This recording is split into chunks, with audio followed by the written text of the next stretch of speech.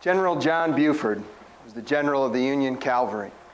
It was a hot day, early July in 1863, that John Buford rode into the little town of Gettysburg. Up way on top of the hills, he was looking through his binocular glass, and he saw way off in the distance waves and columns of thousands of infantry marching towards the town of Gettysburg. Now, if you can imagine being one of the soldiers that was riding with Buford on that day, you probably would have turned to General Buford and said, "It's time we hightail out of here." But General Buford, something else was going through his mind. It was the scenario of what was going to take place if they didn't hold the high ground at Gettysburg and hold it long enough until the Union infantry could come up. And it was because of the vision and the leadership of General Buford that day that was the high tide of the Battle of Gettysburg. And really, it turned out to be the turning point in the Civil War. But General Buford that day stood on two legs, and those two legs was the legs of vision and leadership. Let me take that analogy and talk a little bit about agriculture and the application of vision and leadership to our field and industry of agriculture. Agriculture is an economic powerhouse in the state of Michigan. It's our second largest industry. It contributes over $37 billion to the state economy. But the real question is what do we need to do to create a long-term future for agriculture? And just as Buford stood on two legs, let me suggest that there's two legs for the agriculture's future, and that being agriculture development through value-added opportunities, and second, being through minimizing the impact of land use trends on agriculture. Let's first talk real briefly about agriculture development.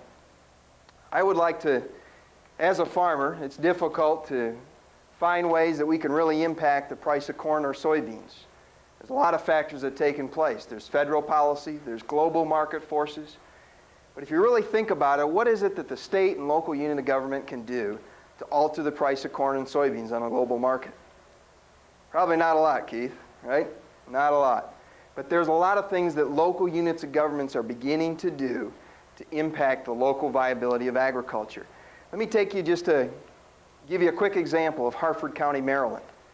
Harford County, Maryland has hired a full-time person as part of their economic development staff to do nothing but value-added agriculture for the county. Secondly, in Harford County, if you're in an agricultural district, they cut your property taxes in half. And if you donate an easement or if you sell your development rights on your farm, they give you 100% tax abatement. And for those of you that you think you missed it, yes, I did say the farmer pays 0 taxes. That's not just on the farmland, but it's on the house as well. But those are some things that the local units of government are beginning to do to invest in local agriculture. Let me just ask you this. Elizabeth, do you know of any communities in Michigan that are making that type of investment in local agriculture? It's not enough just to leave it up to state, local, federal government. We really need to look at what farmers can do by working together, and that's where the excitement comes in terms of value-added agriculture and the opportunities that we can create. Let me give you a couple quick examples. We have a group of farmers in North Dakota that grow durum. And a few years ago, they put up a $60 million investment to put up a processing plant to make pasta.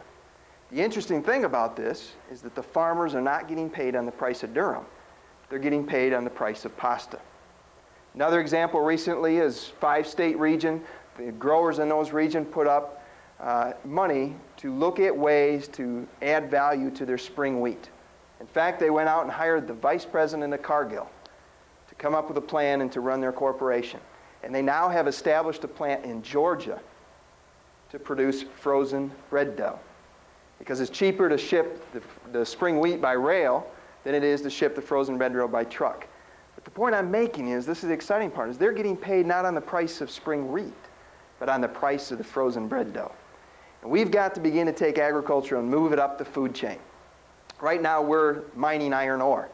We need to get to the point where we're processing the iron ore, maybe making the steel, maybe making that automobile, or perhaps even selling it direct to the consumer. But for 30 to 40 years, we have not changed business the way we've done with farmers, but there's a lot of opportunities that we can begin to move up the food chain.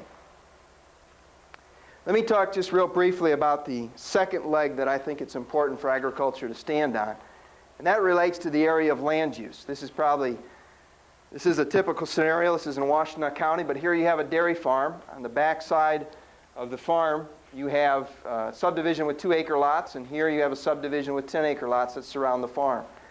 But the question is, what's the long-term future of that farm?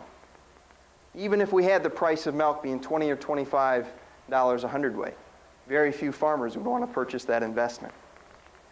So when we look at land use, we need to look at the big picture. And that big picture that we have is the fact that we have the population moving from our urban centers out into rural areas. And when they're doing that, they're building houses on 2, 5, and 10-acre lots. The big picture in Michigan is that we're consuming land at 6 to 7 times the rate of our population growth. So that has some big impacts on agriculture. In the last 15 years, we've lost 1.2 million acres of farmland. But I think the bigger impact is upon the remaining farmer operations. Take, for example, this farm in Ottawa County. This operation's been there since 1975. It's a multi-million-dollar investment. It's got a grain drying operation that runs 24 hours a day for several months during the year. The developer bought this piece of ground here in the foreground and asked it to be rezoned from agriculture to residential. The local unit of government agreed. What would be the long-term impact on this agricultural operation? The farmer put it on a public referendum. The people voted 3-1 to overturn the local zoning decision. The developer subsequently sued, and the judge upheld the agricultural zoning on the property. But we need to realize that investment in agriculture like this here is a long-term future. And when we have 30 or 70 homes that are being proposed within 30 or 300 feet of 33,000 turkeys, that can make an impact on the operation.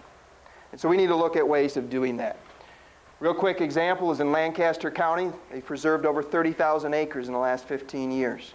This region right here is, for the first time ever, a brand new equipment dealer was located in that region.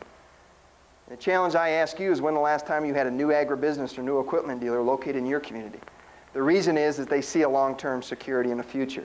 The importance is not only for agribusiness, but for farmers. This is one of the Dwight Hess farms that we visit on our Ultimate Farmland Preservation Tour. But here's the village of Maytown, and all this land is protected. We asked him what a difference that made to his future security. Dwight answered, "I would not have made an investment in my farm if I did not know what the certainty of that land was going to be." And so I think we need to look at ways that we can create 2 legs. And you think about it, it takes 2 legs to walk. It takes 2 legs to run. It takes 2 legs to run a marathon. And when we're looking at agriculture, it takes 2 legs in the future.